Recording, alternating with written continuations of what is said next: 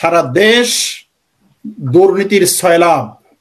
মানুষ সাহেব একটা সেকেন্ড বেনজির সাহেবের দুর্নীতিটা কিন্তু একদিনে হয়নি।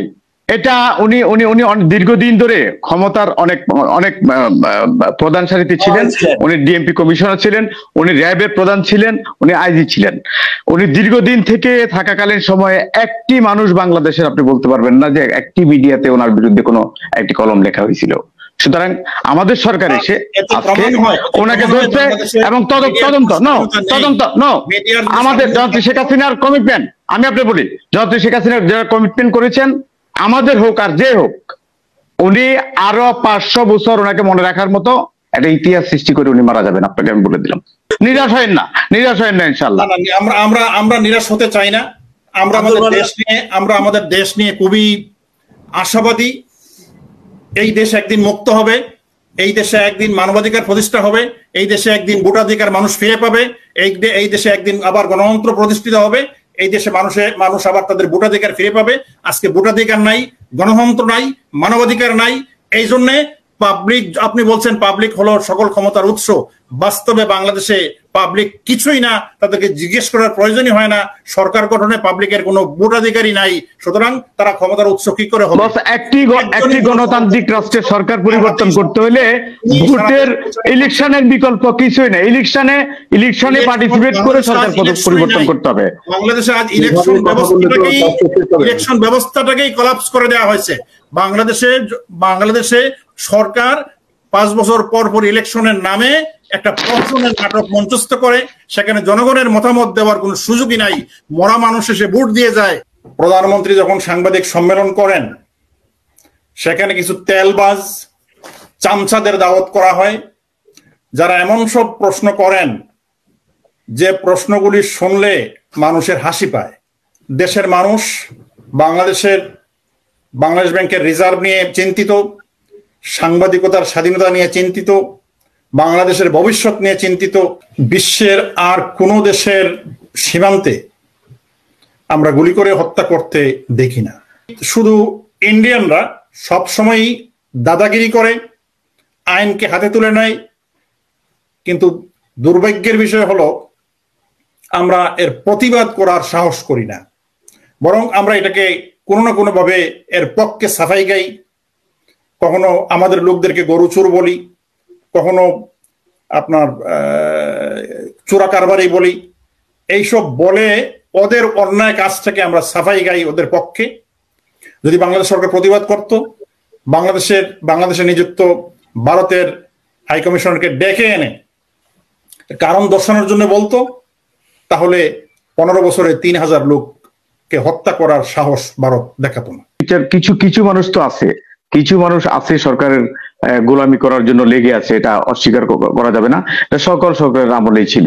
কিছু টিভি চ্যানেল সরকারের চামচামি করতো। আমি তাদের পক্ষে নয়। আমি বাংলাদেশ আওয়ামী লীগের একজন কর্মী, নগণ্য কর্মী, but I am not supporting there. কখনোই আমি তাদের সাপোর্ট করবো না। জাতির জন্য যেটা মঙ্গল সেটাই করতে হবে। ধরেন আমি একজন অসৎ ব্যক্তি, আমি একজন আওয়ামী লীগের, আমি লং টাইম ধরে ক্ষমতাশীল দলের একজন কর্মী, আমি একজন অসৎ ব্যক্তি। কিন্তু যারা আমাকে প্রশ্ন করে গেলেন তারা কিন্তু সংখ্যায় অনেক বেশি, তাদের প্রতিবাদের ভাষা যদি সামাজিকভাবে সোচ্চার হয়ে মাঠে ঘাটে রাস্তায় যদি তারা নেমে আসতেন, এই সরকারের পক্ষে জাতীয় সংসদ নির্বাচনে নিরঙ্কুশভাবে বিজয়ী হয়ে সরকার গঠন করা কোনো দিনও পসিবল ছিল না। দ্বাদশ জাতীয় সংসদ নির্বাচনের আগে বিএনপির যে সমস্ত এজেন্ডা গুলো ছিল, কর্মসূচি যেগুলো দিয়েছিল, এগুলোর সাথে যদি জাতি যদি এগুলা লুফে নিত, যদি ভালোভাবে নিত, যদি বিষয়গুলা জাতি যদি ঐক্যবদ্ধভাবে রাজপথে নেমে পড়তো ম্যাক্সিমাম মানুষগুলো, তাহলে সরকার ডেফিনেটলি আলোচনার টেবিলে বসতে বাধ্য হতো। 30 লক্ষ মানুষের রক্তের বিনিময়ে, 2 লক্ষ মা বোনের সংগ্রহানির বিনিময়ে আমার অর্জন, আমাদের স্বাধীনতা। সুতরাং আমাদের স্বাধীনতা রক্ষা করার দায়িত্ব অত্যন্ত কঠিন হস্তে তিনি স্টারিং এ আছেন ইনশাআল্লাহ, এবং থাকবেন যতদিন মানুষের দোয়া থাকবে। আর যাদের অসৎ মন থেকে দোয়া করবেন, সে দোয়া তো কাজে লাগবে বলে আমার মনে হয় না। এখন ওনাদের সরকার বিরোধীদের একটাই এজেন্ডা কি জানেন? যেহেতু শেখ হাসিনাকে মেরে ফেলতে হবে, বঙ্গবন্ধুর কোনো অস্তিত্ব রাখা যাবে না, যেটা ওনারা 1975 সালে 15ই আগস্ট চেয়েছিলেন। সে কাজটা পারেননি বলে ওনারা 23 বার, 21শে আগস্ট গ্রেনেড হামলা সহ 2004 সালের 23 বার প্রত্যক্ষ এবং পরোক্ষভাবে হামলা চালিয়েছেন শেখ হাসিনার উপরে। কিন্তু ওনারা এখনো বুঝতে পারছেন না যে আসলে আল্লাহ রাখে তো মারে কে।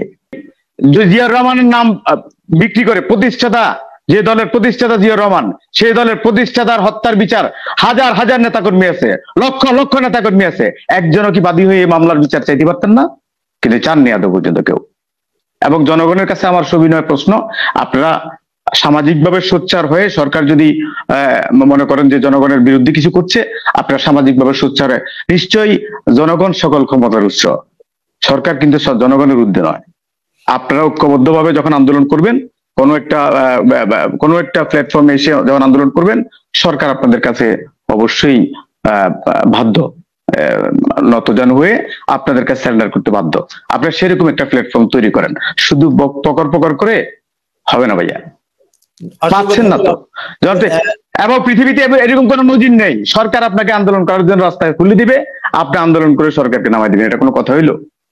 এটা কোনো কথা? পৃথিবীতে একটা নজির আপনি আমার দেখান, সরকারে থেকে সরকার আপনাকে বলবে ওকে আপনি আন্দোলন করে আমাকে ফেলে দেন, আমি দাঁড়াইলাম চুপচাপ।